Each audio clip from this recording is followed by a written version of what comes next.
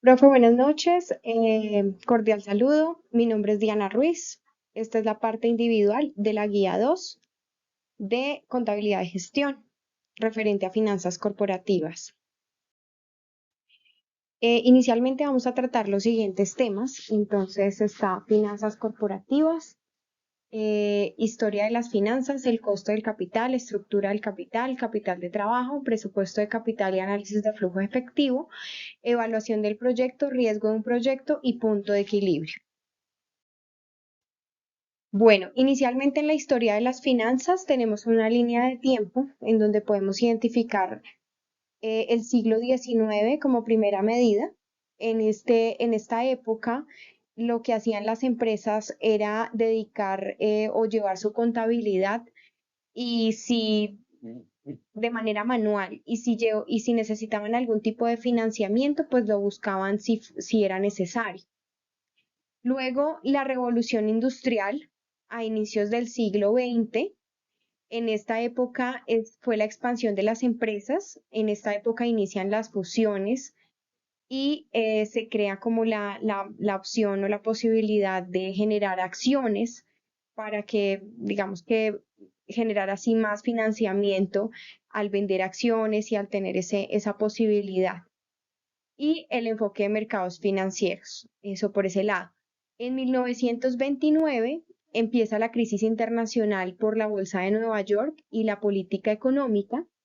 En esta parte hubo alzas pues debido a esto hubo alzas en los intereses en Norteamérica y esto detuvo los préstamos al exterior, agravando de esta manera la situación económica del momento en donde pues se vieron afectados los países que recibían este beneficio, pues al no recibir los préstamos internacionales. También muchas empresas tuvieron que cerrar por motivo de quiebra. Debido a esto, las empresas empezaron a preocuparse por la parte financiera, teniendo como objetivo o enfocándose, digamos que sus estudios y sus análisis en la solvencia económica y la reducción del endeudamiento. Posteriormente está la Segunda Guerra Mundial. En la Segunda Guerra Mundial, en los años 40 y posterior, pues estuvo la Guerra Fría. En esta época, lo que encierra esta época, se empiezan a estudiar o enfocar las operaciones, digamos que financieras de las empresas, con base en la investigación operativa y la informática a la parte empresarial. ¿Mm? Luego, en 1958, surge el modelo de la estructura M&M. Esta pues hace referencia específicamente en la deuda libre de riesgo, prestar o pedir prestado a la tasa libre de riesgo.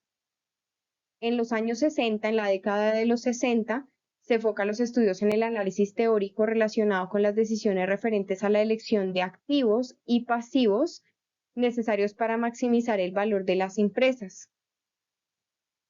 Posteriormente viene la crisis energética en 1973. Los objetivos empresariales en esta época están enfocados en la rentabilidad, en el crecimiento de las empresas y en la diversificación internacional. Luego tenemos 1976. Allí nos referencia el artículo que se ve la necesidad de incurrir en gastos de agencia, lo cual tiene que ver con procedimientos de monitoreo y control. Y ya finalmente, pues en la actualidad vemos que se analizan y planean las actividades financieras, es decir, que ya hay un procedimiento más robusto en donde los procesos no son tan manuales, en donde se evalúan la necesidad de incrementar la capacidad productiva y se determina la necesidad de financiamiento y la estructura de archivos de activos de la empresa. ¿Mm? Bueno, posteriormente tenemos el costo de capital. El costo de capital, este concepto está asociado al desempeño financiero a largo plazo de una empresa. Considera dos componentes. El primero es la deuda financiera. Esta está conformada principalmente por las obligaciones de corto y largo plazo, eh, cuyo pago de intereses genera una deducción de impuestos, y el segundo, aspecto que hace parte del costo de capital es el patrimonio que tiene la empresa. Luego tenemos en la estructura del capital. En la estructura del capital están los aportes de los dueños y el endeudamiento por terceros. Entonces, en este caso, es la combinación del capital contable y las deudas obtenidas para financiar la empresa. Entonces, esto es lo que estructura el capital como tal. Luego tenemos el capital de trabajo.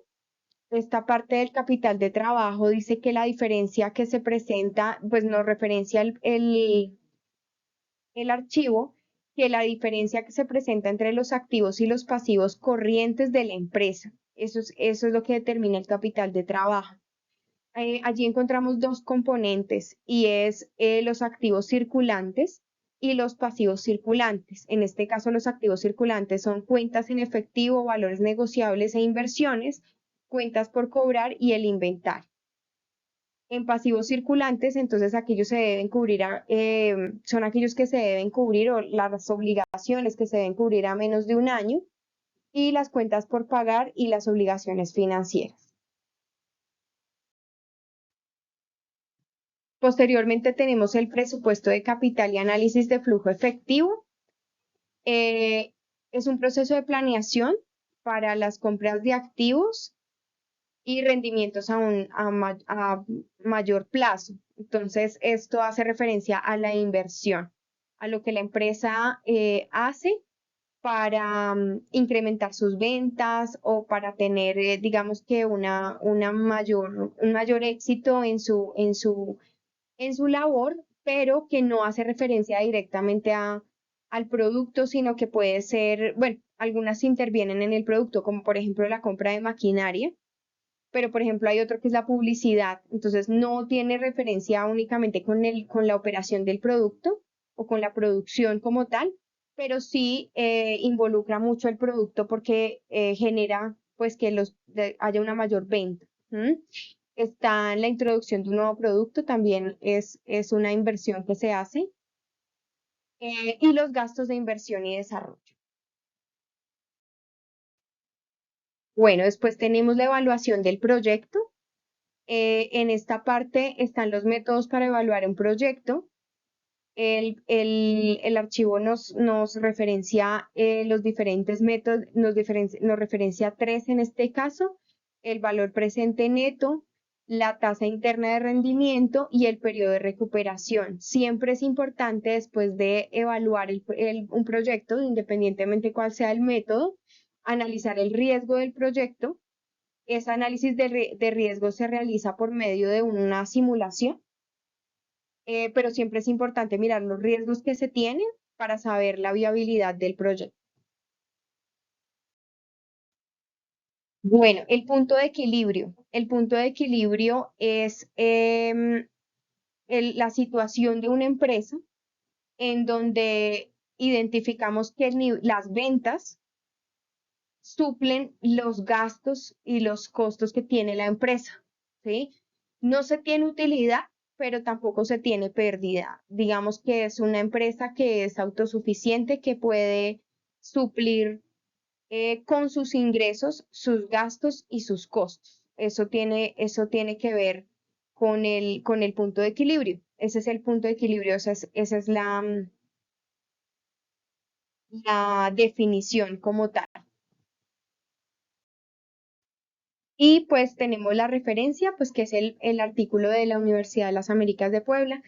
Allí pues vamos a encontrar la especificación de los procesos que acabamos de describir, con las fórmulas, con las ecuaciones que debemos hacer para realizar estos procesos. Y pues eso es todo en cuanto a la exposición de finanzas corporativas. Muchas gracias. Cordial salud.